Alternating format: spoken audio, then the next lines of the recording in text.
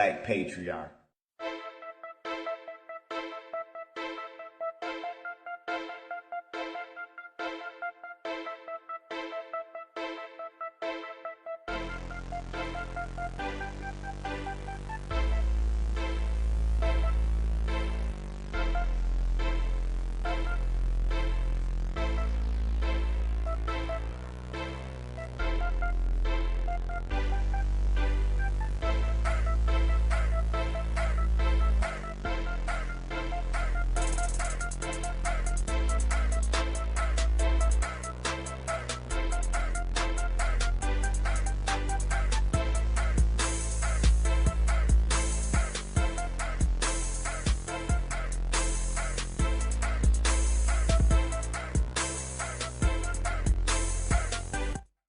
Understand the nature of race, which is economics. If you build the first floor, it's economic. Build your businesses and your industries. Control business and industry, and put that pools in your money, and hold that money, and practice group economics with it. Arab and Asian money bounces 12 to 13 times what it leaves. Jewish money bounces 18 times. Black folk got to learn how to practice group economics. Black Americans spend every penny they get outside their own community.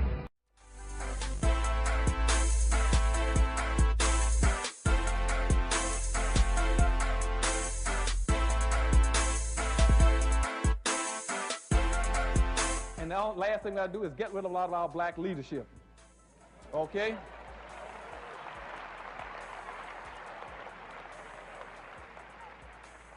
All these black leaders in America now that head up our 2 or 3 major institutions keep talking about looking out for everybody but black folk.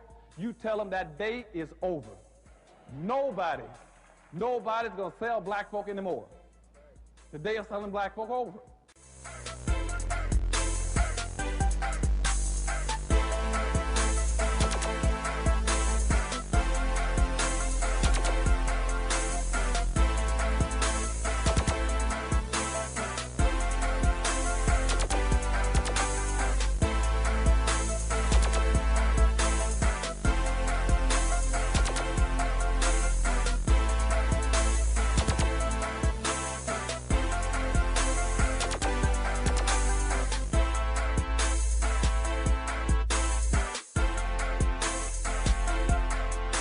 "25 years ago, you would not have heard such things said so freely because they were not embraced so widely. The strong family was still the backbone of black America, and 3 out of 4 children had both parents at home. That is true no longer. Most black children are now growing up without their fathers. The result is a world turned upside down as children copy what they see and repeat what they learn. LaDawn said she didn't have a father in her home and doesn't think her children need one. She's not unusual. Half the black families today are headed only by a woman. Clorinda said she could make it on her own as a single parent. She has never been married and is raising her daughter without a man's help. She's not unusual. Today, nearly 60% of all black children are born out of wedlock. Timothy said his children are not his responsibility. He has left them to be supported by their mothers and welfare. He's not unusual either. For LaDawn and Clorinda and Timothy, and many more like them in cities all over America, the traditional family no longer exists. It has vanished, and something new is taking its place. Single women and the children they're rearing alone are the fastest growing part of the black population. What becomes of the black family in a world where the values are being turned upside down? If the parent is 17 and 18, uneducated, unmotivated, fooling around, wandering around, what's the child going to learn? Who's to teach him? When you learn something, you was taught by your parents. It was reinforced by school and your neighbors, but it was taught by your parents. Well, if the parents don't know anything, how are they going to teach the children? So it's not racism that I'm fighting right now. It's the lack of motivation. You see, I'm not even talking about racism. Maybe later on we'll get back to that. But I think we are destroying ourselves. Raise your hand if you're married. None of you are married. Raise your hand if you would like to be married to your baby's father. 1. The rest of you who don't plan to get married, why don't you plan to get married? I'd like to know that. You already have your child to think about, and then a whole family to care for. You know, it's a lot of responsibility. And then you don't want the commitments. I wouldn't want no man holding me down because I think I can make it as a single parent. But don't you think you might need help in raising that baby from a man? Not really. I didn't have a father. My father wasn't in the home, so, you know, it really, male figures are not substantially important in the family.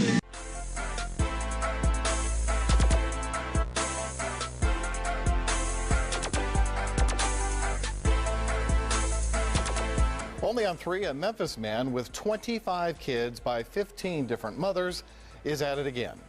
More women claim he fathered children and still is not paying child support. Everybody tell me, like, what you doing talking to him? How you didn't know he had all these kids? Duh. I've been in school. I wouldn't act like that. Paula Stewart says she now knows the father of her 2-year-old son is the father of many. Terry Turnage shows up in court in rags, but around Forest City he's known as the flashy club owner that drives fancy cars and goes by the name TYB. Stands for take your And so Maisha Davis found out about Turnage when she called the Forest City Child Support Office. when I called, she was like, who?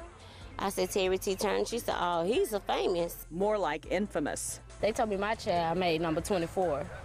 So if yours is 24 and yours is 26? Yeah, she told me mine was 26 when I came. So she came it's up one with in the between. photos. It's one in between now. Yeah.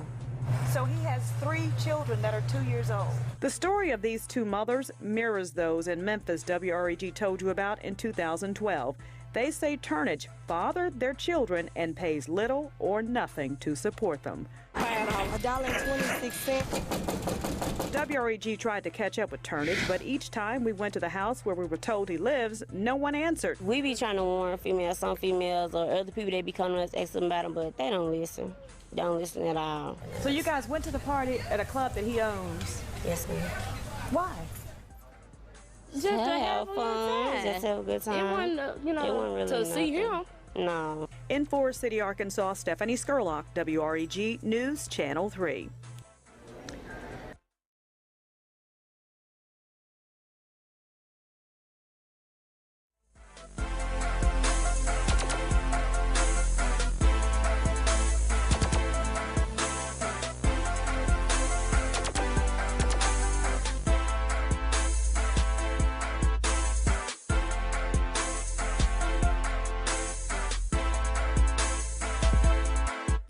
This happened in the 1960s. Before 1964, most black marriages were intact. Everything was fine. Right after 1964, when they passed the Civil Rights Act, they started to come into the community with all of these programs. They set the women aside. They started giving women grants and loans and housing and all of this stuff purposely to cause a rift in the black community. Separation. There's even a report called the Moynihan Report that came out in 1965 that predicted what would happen to the black community. It said in 20 years, the way we're going now, in 20 years, the black community will be in shambles. Teen pregnancy is going to be up. There's going to be rampant drug use. There's going to be crime if we keep on giving these women set-asides and not doing anything for the black male. They said this in 1965. Look up Moynihan Report. And everything in that report came true. And it's still coming true, and it's still reigning true now. Because it was a plan. It was a plan. It was not an accident. So we have to realize that this rift that's going on, it was enacted. It was a real thing, and we have to get back to our original roles. When you have a single parent household, you have less money coming into the house than you would if you had 2 parents who were out working. When you have a single parent household, you have less time to spend with the kids and to monitor the kids and to teach the kids than you do when you have a 2-parent household. Also, I believe that when you talk about raising children who are capable of maintaining relationships and families, kids from 2-parent households have dealt with opposite sex parents who force them to learn the ins and outs and the difficulties of dealing with the opposite sex and making a family stay together. And a lot of young people have kind of lost that skill. The whole welfare system is designed to replace the black man with the system as the black woman's husband. So the man ain't there, but the judge is your husband. The social worker is your husband. The man who gives out the welfare check, he's your husband. The man who gives you the Section 8 housing, he's your husband. So what they've done in America is they've created a situation where the black woman doesn't need the black man for nothing. Even if she wants your money, she doesn't have to ask you. She can go and have the white man dig in your pockets and take it for her. So you got this relationship between a black man and a black woman where if the sister is not careful, she can be manipulated into being used as a secret weapon of oppression against her own man. We are the only men whose women do not have to come and consult with us before they do anything else. This is a direct outgrowth of slavery, and it was engineered. That's why in America, black women make more money than black men. That's not true for no other group. Black women have more education than black men. That's not true for any other group. We're not faulting our sisters or knocking them in no way. And I want my sisters to understand that. We're just analyzing this system, this structure that's been created that empowers the sister, disempowers the man, and now convinces her that he's worthless and she don't need him and she'll be better off without him. Fatherless children are more likely to join gangs and lead delinquent lives. A gang is a what, y'all? Surrogate family. Children want structure. You think they want to do whatever the hell they want? No! They want to be told what to do sometimes. And if you don't give them structure, they'll go find it in a gang. A gang ain't nothing but a replacement family because you ain't got one. Fatherless children are more likely to suffer emotional and mental illness. Children without fathers are more likely to experiment with homosexuality and lesbianism. Effects of fatherlessness on our daughters. Obviously, teenage pregnancy, right? Teenage pregnancy ain't got nothing to do with sex. It's emotional attachment issues. That's right. That's right. And why is teenage pregnancy so bad? First of all, if a black woman has a baby before she graduates high school, there's a 75% chance she'll be spending the rest of her life in poverty. That's number one, okay? 95% chance that she won't graduate on time, and a 99% chance that she'll never earn her master's degree, assuming that's what she wanted to work up to. I saw the special that you were in on CNN with Anderson Cooper. Yes. And Pastor Pfleger. Right. And watching that, I couldn't help but to think about how we don't hold our communities accountable. I think that's a fair criticism. This goes back to the breakdown of the African-American family. There was a time where in Brooklyn, New York, my block, if I messed up, every parent had the right to get me straight. Right. Now, grandmom's in the club. Right. Grandmother's 36 years old.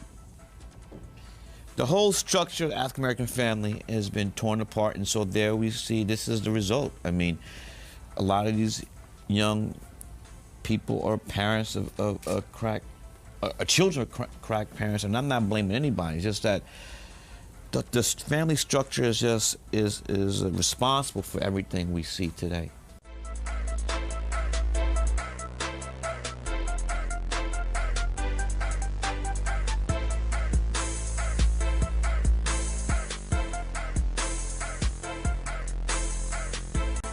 So I'm asking all the black females out there, why did you get pregnant? Did you get pregnant to go on public assistance so that the taxpayers could pay for the child and you? Why did you get pregnant? It's so inconsiderate for your parents to raise you and then have to raise your children. That is so selfish, inconsiderate, and irresponsible. What's happening, YouTube? Welcome to the Mr. Winslow channel. I am Mr. Winslow, your host, and today we're going to be discussing a topic of utmost importance in the African American community, and this topic deals with single motherhood in the black community. This is Swoop, and this is Real Talk, Real Solutions. I wanted to talk about the fact that single mothers can't raise boys.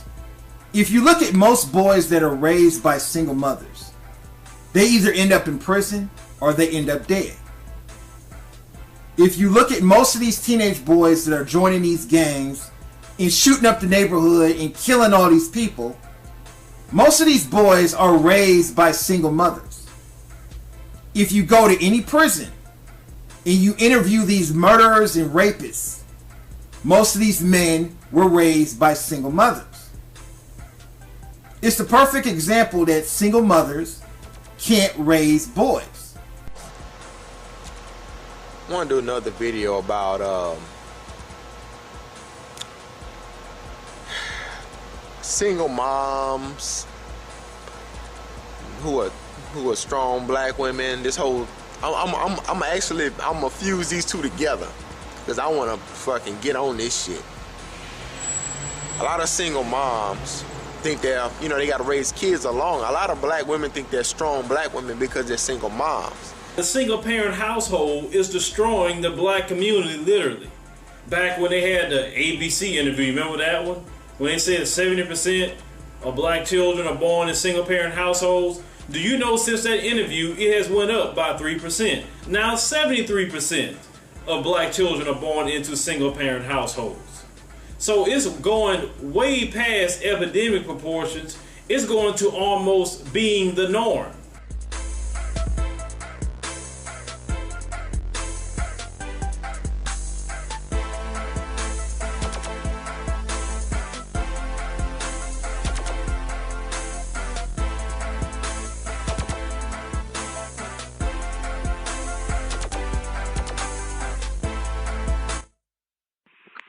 This is Miss Archduchess, a black woman who's proud to be black. I want to touch on this topic because there are several things that I'm noticing going on in the news and the media, on social media, and just in general that are pretty much letting me know, could be letting some of you know, that the black blame game, it's not working anymore.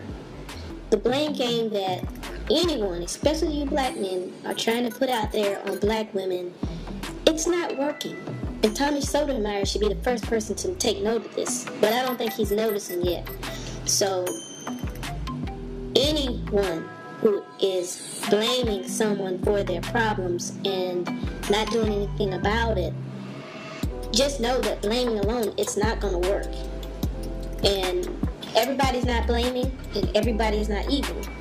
But we do it as a group, need to think for real, like, what's it gonna be?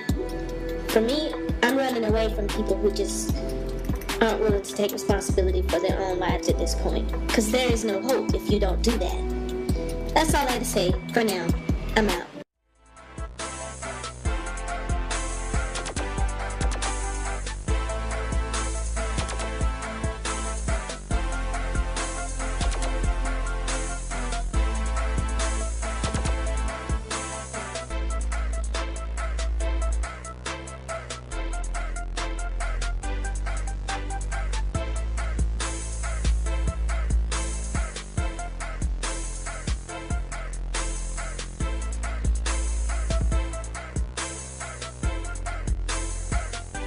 Spike, if I could ask, and I want to return back to the breakdown of the family structure, and I don't want to politicize this at all because I think this is very, very critical.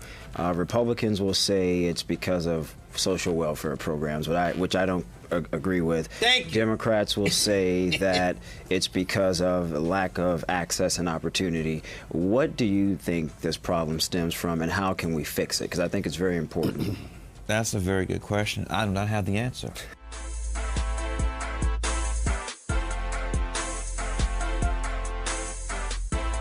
Some other people would describe just some of the most ratchet behavior, you know, amongst black women. They'll kind of generalize that and really talk about, you know, they'll be talking about a certain segment of women, but they'll be talking about all black women. And then, or if you look at the way some of these kids are wilding out, they blame all black women. They say this is the fault of the black woman, and I don't like that. I don't like that at all. The problem is we have a lot of brothers who are comfortable being subservient in the relationships. We have a lot of mother-child relationships. Yes, say it. So a lot of the brothers have to step up, and a lot of the sisters have to say, wait a minute, we've been wrong. All this independent woman stuff, we were wrong.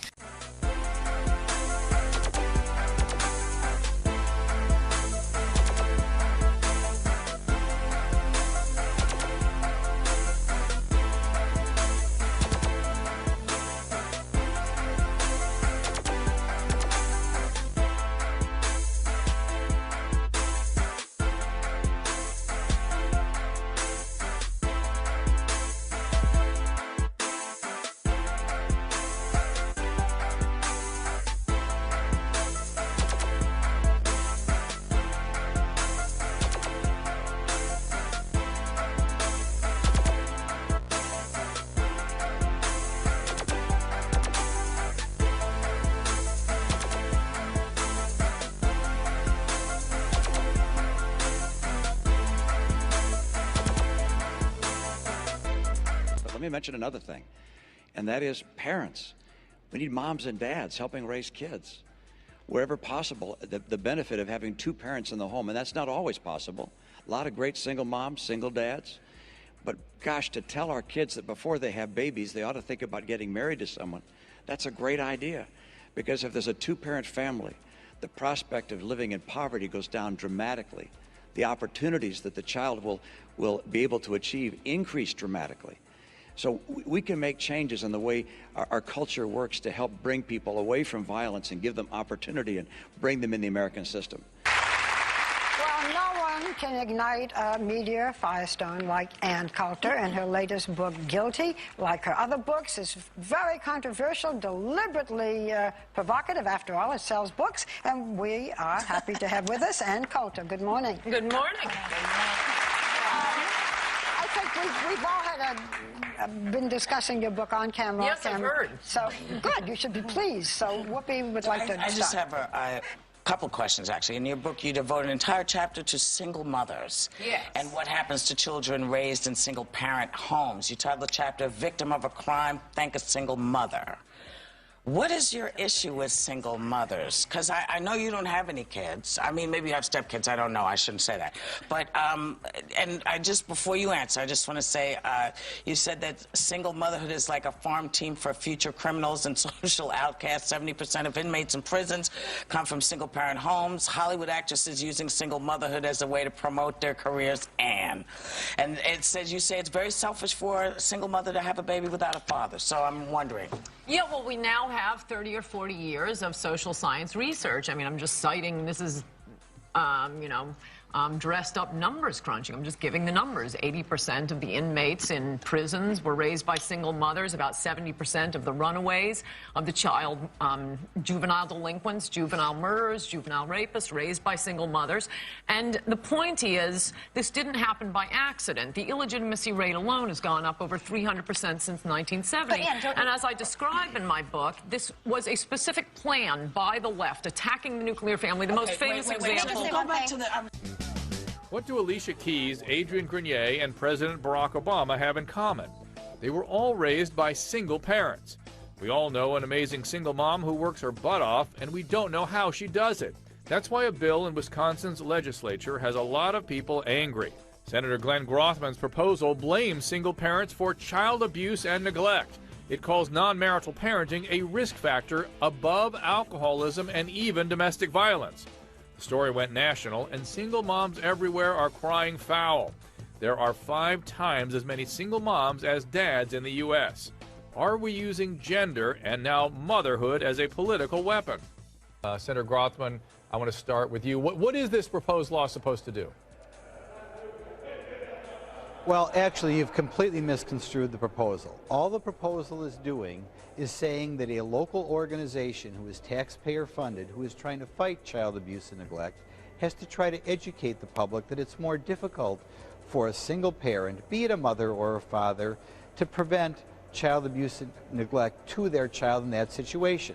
For example, the National Department of Health, no conservative group, will tell you that if you have a single mother and her boyfriend, it is 20 times more likely that that child will suffer sexual abuse than an intact family of the biological mother and father. Now, if we're serious about combating abuse, those statistics have to be out there.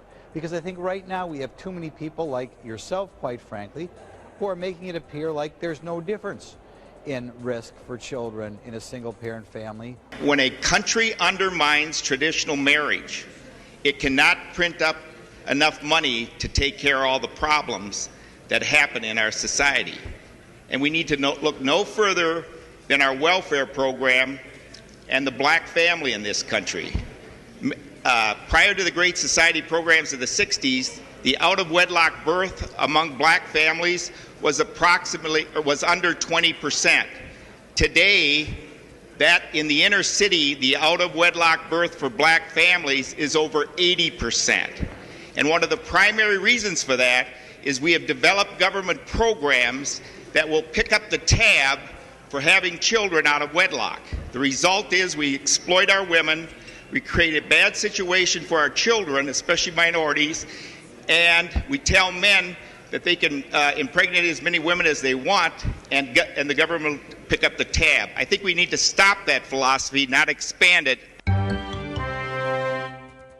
Hi everyone, I'm Deborah Ruther with your entertainment report for Friday, March 4th.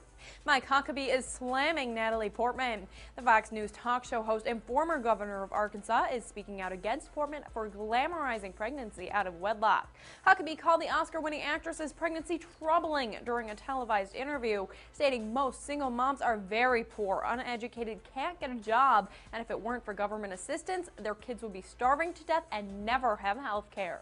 And that's the story that we're not seeing, and it's unfortunate that we glorify and glamorize the idea of children out of wedlock. Senator Santorum, 40% of babies born today are born to single moms. That's twice as high as reported back in 1980, and it's 11 times as high as in 1940.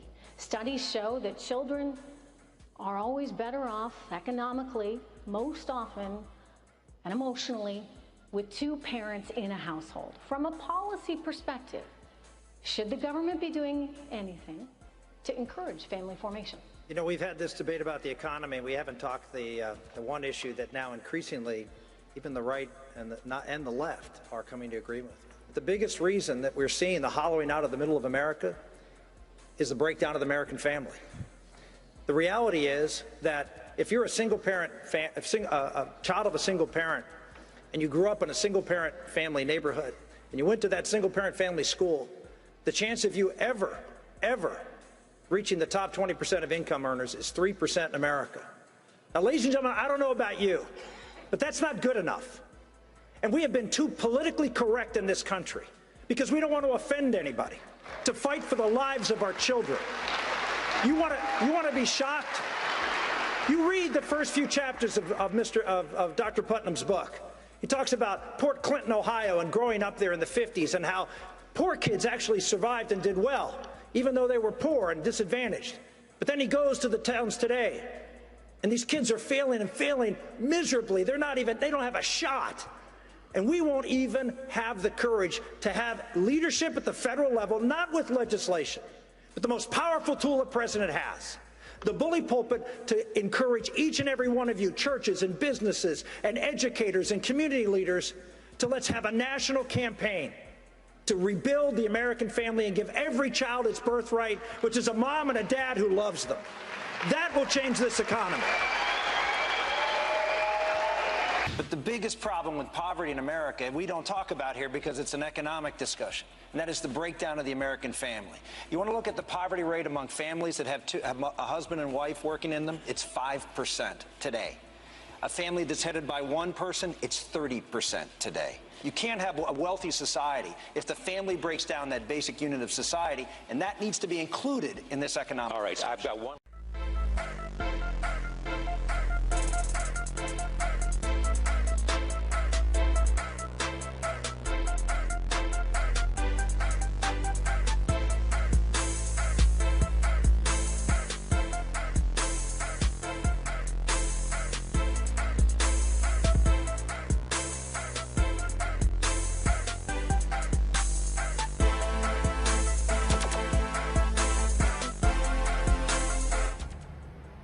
Polls opened at 7 Saturday morning in South Carolina. Democratic voters showed up early to have their say in the state's primary. I'm a yellow dog Democrat. It doesn't matter who we had running. I was going to vote Democrat anyway. And I'm voting for Hillary because I think she will continue the President Obama's legacy. I feel like she supports a lot of the views that I subscribe to, and I think she'd be a very good president.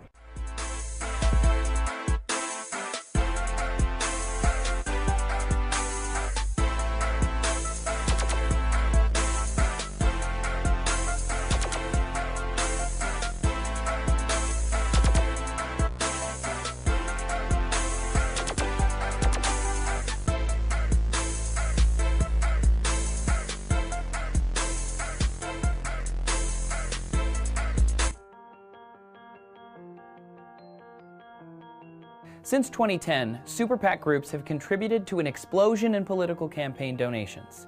These groups are so controversial that President Barack Obama has spoken out against them. And 2016 presidential hopeful Bernie Sanders has refused to accept their money. So what are Super PACs, and what are they doing to our political process? Well, the term PAC is an acronym that stands for Political Action Committee. PACs are a way for businesses, labor unions, and other special interest groups to pool donations for a specific campaign. Regular PACs, which are different from Super PACs, have been donating to campaigns since 1944. But PACs have significant financial restrictions. Corporations aren't allowed to contribute, and PACs can only give up to $5,000 per candidate and $15,000 per national party. Additionally, individuals cannot contribute more than $5,000 to a PAC per year. But in 2010, a Supreme Court ruling known as Citizens United said that restricting corporate political donations was in violation of freedom of speech. Legally, it was argued that spending is speech, even if that speaker is a corporation. This led to the creation of Super PACs.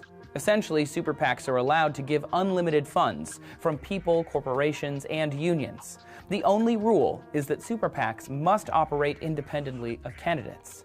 However, this rule is often skirted. Every type of organization have political action committees, whether you're a union, whether you're a corporation, whether you're a trade association. Political action committees are used for access primarily. They allow employees or members of an organization to join together and have a bigger force in the political process by pooling their money and having that money be reflective in their contributions to elected officials. You can have a big effect on your type of company or type of business or type of association by how active you are politically. Most people don't understand that politics impacts them on every single level of their existence. And so it's important that you can join together and unify with fellow citizens who have your same interests at heart, whether it be hunting or fishing, whether it be corporate in terms of business goals or aspirations, whether it be an association or union membership. All of those things qualify for one voice in the political process. And one voice unified is better than many voices disjointed.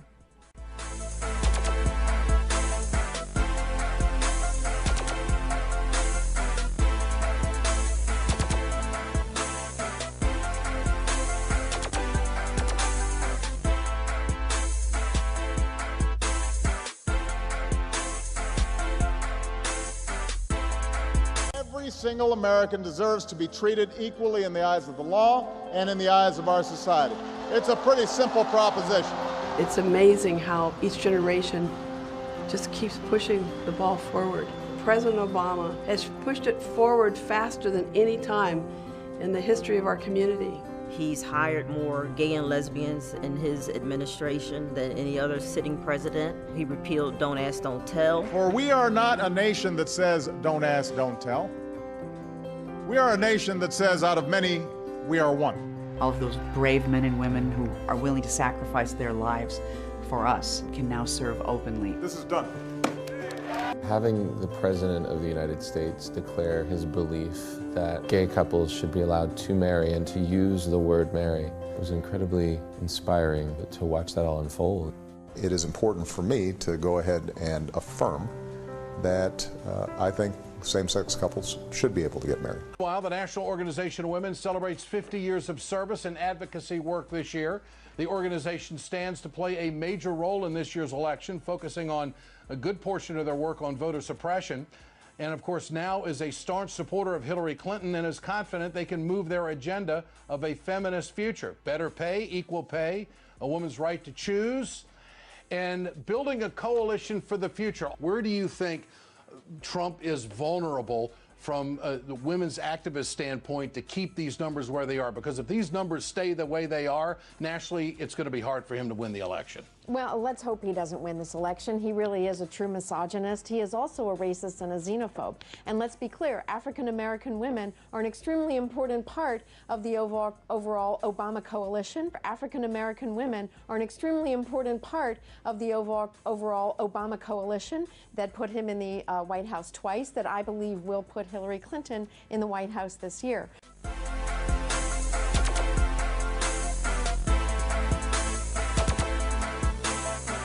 Look at the political base of the Democratic Party. It is single mothers who run a household. Why? Because it's so tough economically that they look to the government for help, and therefore they're going to vote. I mean, so if you want to reduce the Democratic advantage, what you want to do is build two-parent families. You eliminate that desire for government.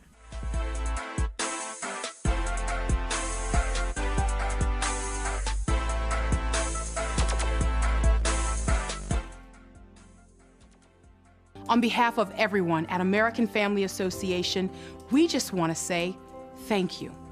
Thank you for taking a stand. Thank you for having the courage to not sit back and do nothing. Thank you for your support. American Family Association equips Christians to live with integrity, to stand firm, and to engage the culture. The work is far from over, and there are many challenges ahead. But one thing never changes. Nothing changes our King or our call. Nothing changes our rock. Will you stand with us?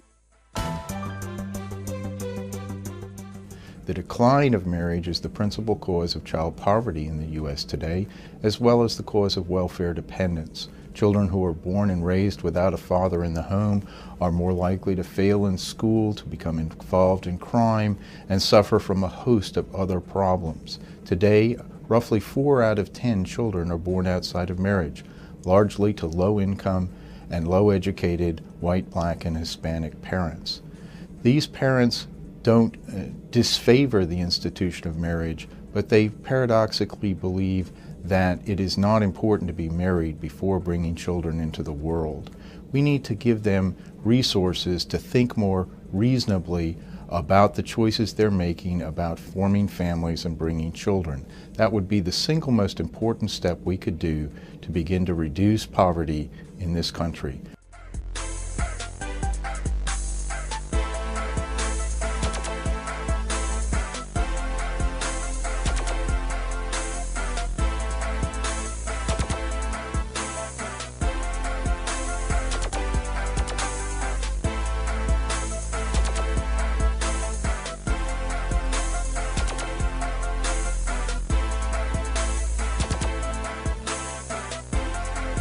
Black folk must quit allowing people to tell them to go out and vote. Vote for what?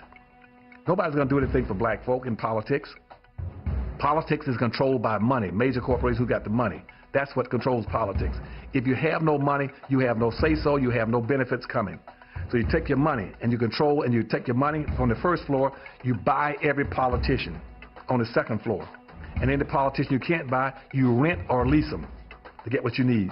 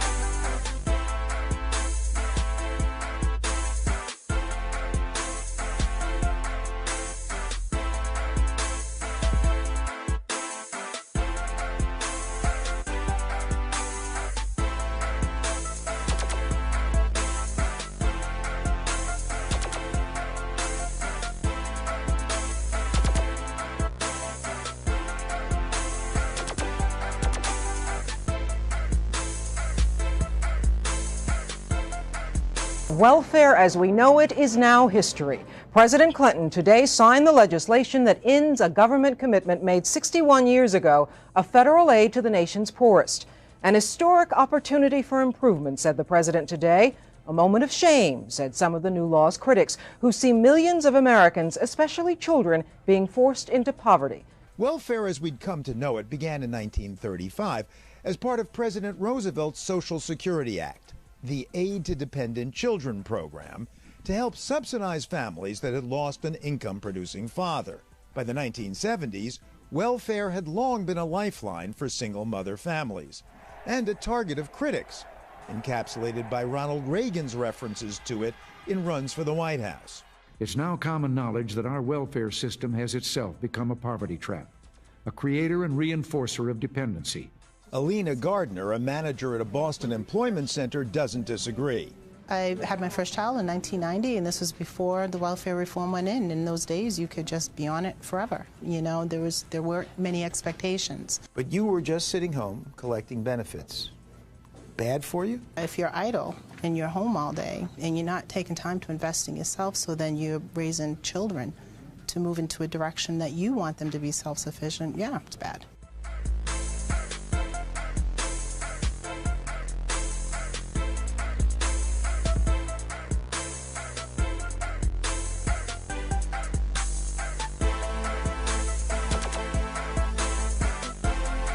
In order to get food stamps and health care for her children, Tamarla was forced to work as part of the state of Michigan's Welfare to Work program. This program was so successful in tossing poor people off welfare that its founder, Gerald Miller, was soon hired by the #1 firm in the country. Lockheed had found the perfect way to diversify and the perfect way to profit from people's fears, with an enemy much closer to home: poor black mothers like Tamarla Owens.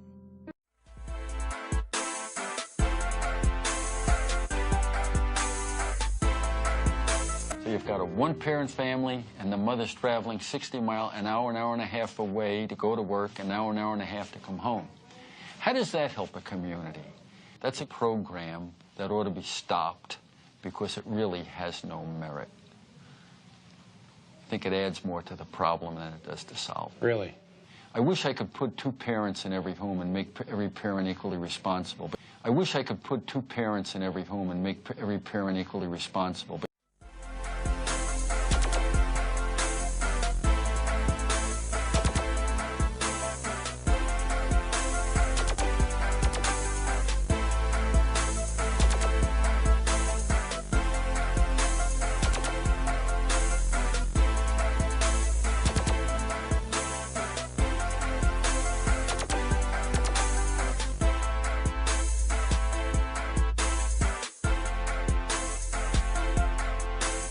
We have to start working on ourselves, and I really contend with not always agreement, is that we have got to stop focusing on white people. And because to focus on white people buys into the concept of their superiority. It is not what white people think about us. It's not what white people do to us. It's what we think about ourselves and what we do to ourselves. That is the key, and that's what we have to deal with. We have got to fix ourselves before we can deal with other people. So, as it relates to the black issue, the black agenda, it should not be the president's agenda. It should be our agenda. And it should be our agenda that we come to him with such compelling force, to the minister's point, with such compelling force that he has no choice but to say, hey, they made me do it. They made me do it. I had to do it. See, that's the thing. Black people, we got this thing where we vote out of tradition and fear. But I feel like if we don't vote, and I'm saying the African-American community, right, the minorities, if we don't vote, then you look up and then we have a president named Donald Trump because our vote is so powerful. But let me ask you this, man. What will Donald Trump do, and what's going to happen to black society that's not already happening under Obama? I think it'll be worse. How so? How can it get worse than we getting shot and with impunity? How? Because I see a lot of more overt racism now.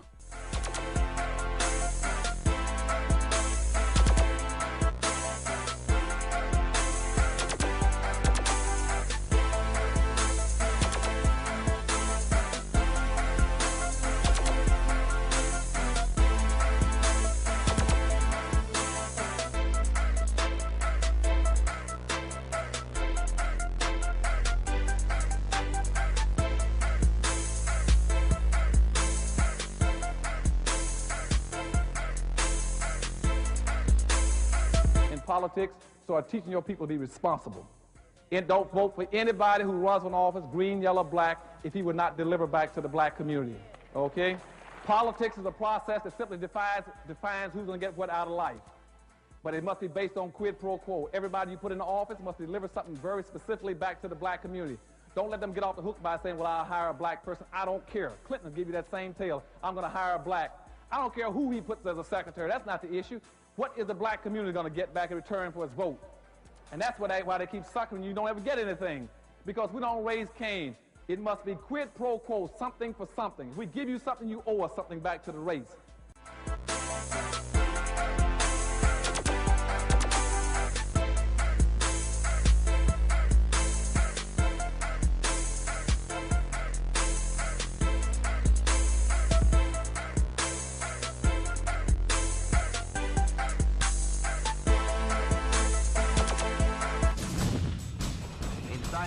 On the banks of the Suez Canal, line troops battle heroically against immeasurably superior enemy forces.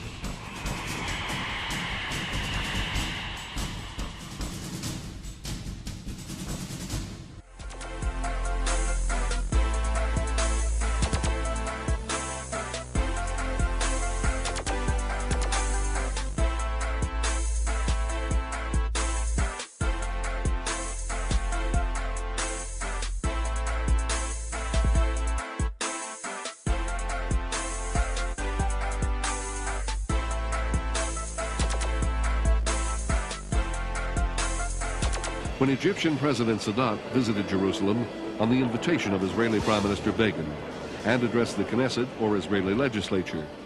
In doing so, Sadat recognized Israel's right to exist and opened the door to a lasting peace.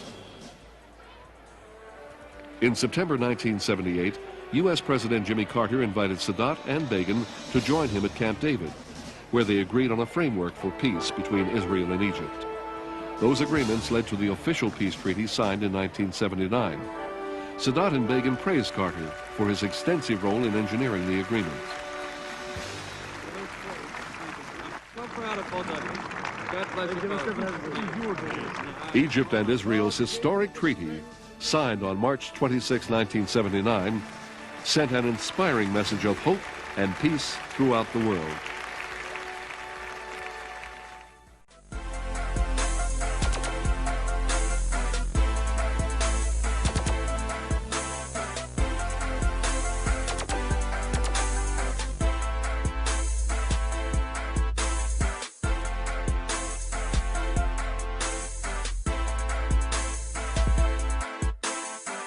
I think we should vote. I mean, but at the end of the day, you know, this two-party system is a two wings, one bird. It's still flying in the same direction.